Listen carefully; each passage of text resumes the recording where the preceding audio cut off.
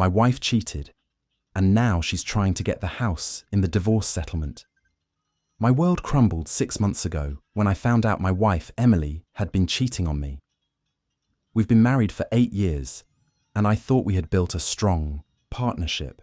I work long hours as an engineer, and while my job is demanding, it allowed us to buy our dream home a couple of years ago. Emily stayed home, managing the household and, as she often put it, keeping everything running smoothly.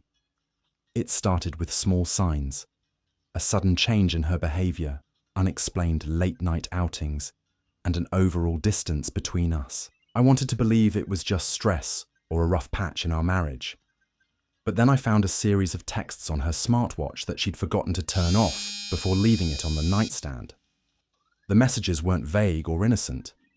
They were explicit, filled with plans and declarations of love with a man named Mark. Confronting her was one of the hardest things I've ever done.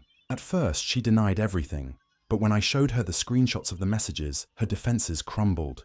She admitted to having an affair, claiming she felt neglected because of my long hours at work. I couldn't believe what I was hearing. I'd been working overtime to provide for us and to pay off the mortgage faster, all so we could have a secure future. I filed for divorce a week later. I thought that would be the end of it. But the nightmare had only just begun. Emily is now demanding that she get the house in the settlement. Her argument?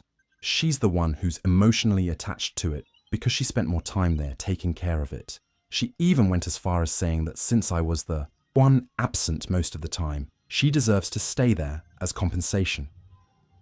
My lawyer thinks her demands are absurd, especially since I've been the sole financial provider. I've paid the mortgage, the bills, and every dime that's gone into maintaining that house. Emily hasn't worked since we got married, and while I never had a problem with that before, her betrayal has made me see things differently. To make matters worse, Mark is still in the picture. Emily hasn't been shy about flaunting their relationship, and it's obvious she's hoping to move him into the house if she wins it in the settlement. The thought of the two of them living in the home I worked so hard for is unbearable. I'm fighting with everything I have to ensure she doesn't get the house. It's not just about the money, it's about principle. She made her choices, and she shouldn't get rewarded for betraying me. The divorce proceedings are still ongoing, and things have gotten uglier than I ever imagined. Emily has tried to paint herself as the victim, claiming I was a workaholic who ignored her needs.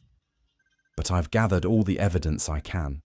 Financial records, screenshots of the texts, and even testimonies from friends who knew about the affair. My lawyer is confident we have a strong case, but I know there are no guarantees in situations like these.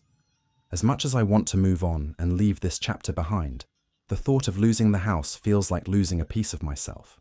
I just hope the court sees through her manipulations. What would you do if you were in my position? Am I being unreasonable for fighting this hard to keep the house? Or does Emily have a point, even after what she did? Let me know your thoughts. I could really use some perspective right now. Update 1. The divorce proceedings have officially turned into a full-blown battlefield.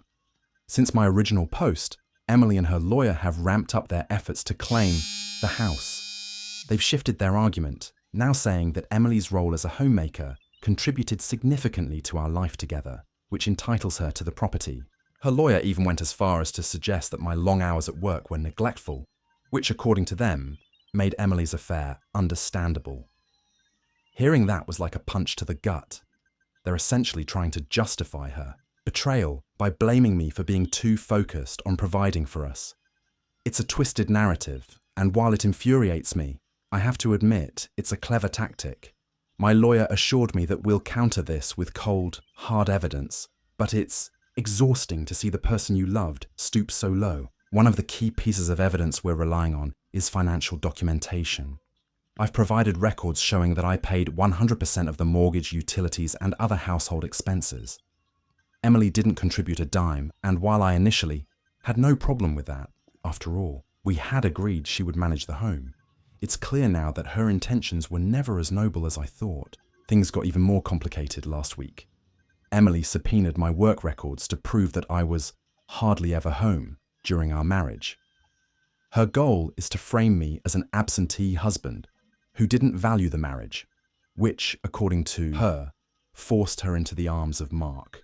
It's infuriating, but I can't deny that my work schedule was demanding. However, I have emails and messages where Emily encouraged me to take overtime shifts because she liked the extra cushion in our bank account. My lawyer says those communications could dismantle her narrative, and I'm holding on to that hope.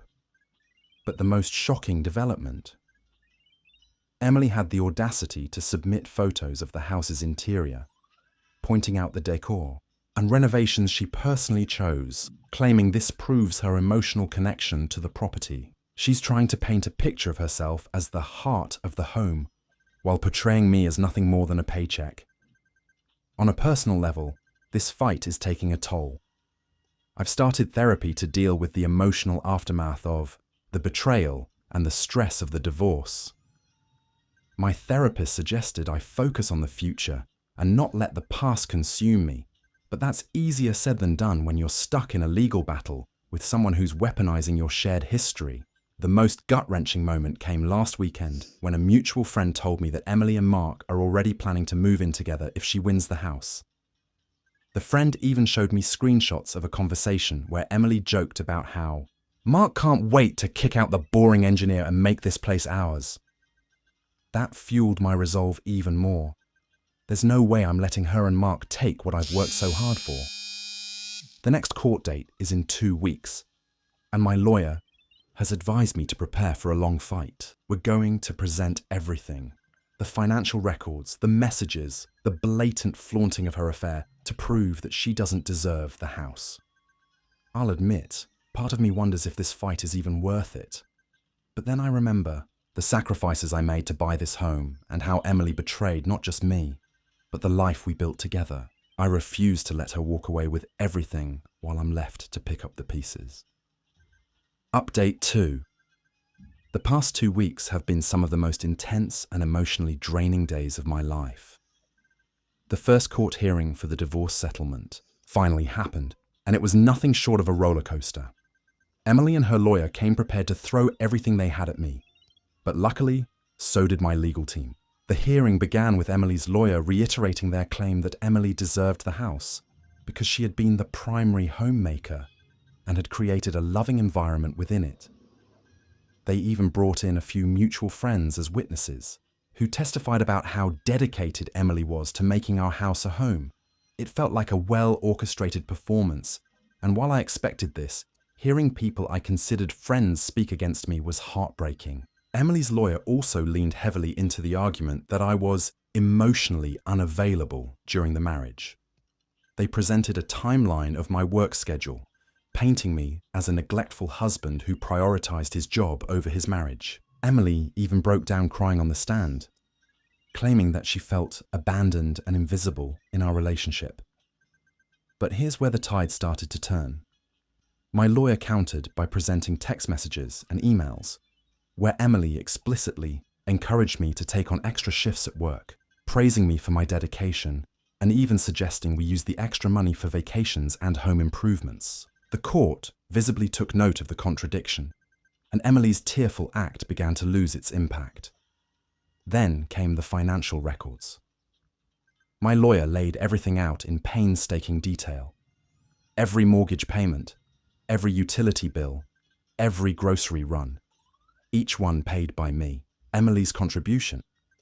Virtually nothing. My lawyer emphasized that while I was working long hours to keep the household afloat, Emily was using her free time to have an affair. The bombshell moment came when my lawyer introduced evidence from Emily's social media accounts. We presented photos of her extravagant trips and expensive gifts from Mark, all posted while she was still married to me. The court could see that Emily wasn't exactly a victim of financial hardship, but the real turning point was the testimony from our mutual friend, the same one who had shared screenshots with me earlier. They testified that Emily and Mark had been openly discussing moving into the house together once the divorce was finalized. The friend even provided text messages where Emily joked about how Mark will be the real man of the house. That piece of evidence hit hard, and I could see Emily squirm in her seat as it was read aloud. Emily's lawyer tried to salvage the situation by claiming that those messages were taken out of context and that Emily was simply venting in private. But the damage was done. It was clear to everyone in the room that Emily wasn't fighting for the house because she cared about it. She was fighting because she wanted to humiliate me and build a new life with Mark at my expense. As the hearing wrapped up, the judge announced that they needed more time to review the evidence before making a final decision. However, they did make one thing clear. Emily's claims of emotional abandonment and financial dependency were far from airtight. After the hearing, Emily confronted me in the parking lot. She was furious, accusing me of dragging her name through the mud and turning people against her. I calmly reminded her that she was the one who chose to cheat and that I was simply defending what's mine. She stormed off, but not before throwing in a snide comment about how this isn't over. I'll admit, I felt a small sense of victory as I drove home, but the fight isn't over yet, and I know Emily will try to pull more stunts before this is all said and done. Still, I'm more determined than ever to see this through. The next hearing is scheduled for next month, and my lawyer is confident that we have a strong case. For now, I'm focusing on taking care of myself and preparing for whatever comes next. What do you think? Should I try to settle this out of court, or should I keep fighting for what's rightfully mine?